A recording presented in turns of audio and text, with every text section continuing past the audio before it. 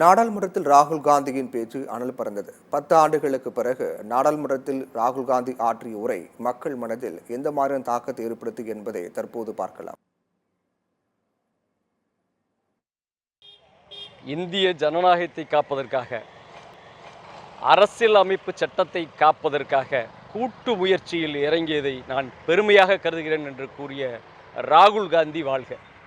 ஏனென்றால் நேற்றைய பாராளுமன்ற விவாதத்தில் எதிர்க்கட்சி தலைவராக இருக்கக்கூடிய அருமை தலைவர் ராகுல் காந்தி அவர்கள் முறையாக பேசி, இன்னும் சொல்லப்போனால் சிவருத்திர தாண்டவம் என்றே கூற வேண்டும். அதை அந்தளவுக்கு மக்கள் பிரச்சனையையும், மணிப்பூர் மாநிலத்தில் நடந்த பிரச்சனைகளுக்கு பிரதம மந்திரி இதுவரை எந்த விதத்திலையும் வாய் திறக்கவில்லை என்பதையும், நீட்டுடைய ஊழல்களை அம்பலப்படுத்தியும், ஜனநாயகத்துக்கு முரணாக இந்த 10 ஆண்டு காலமாக ஆட்சி செய்த பிரதம மந்திரிக்கு எதிராக கூர்மையான சரியான விவாதத்தினை பாராளுமன்றத்தில் வைத்தார் நேற்று ராகுல் காந்தி.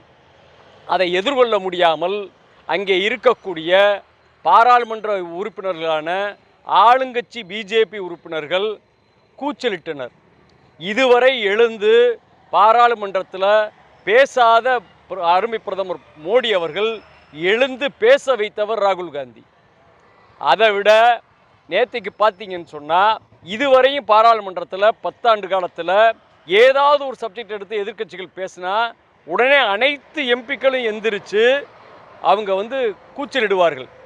நேற்றைக்கு ராகுல் காந்தியுடைய பேச்சை ஆளும் ஆட்சியாளர்களான பிஜேபி பாராளுமன்ற உறுப்பினர்களே ரசித்து கேட்டனர் என்று உண்மை.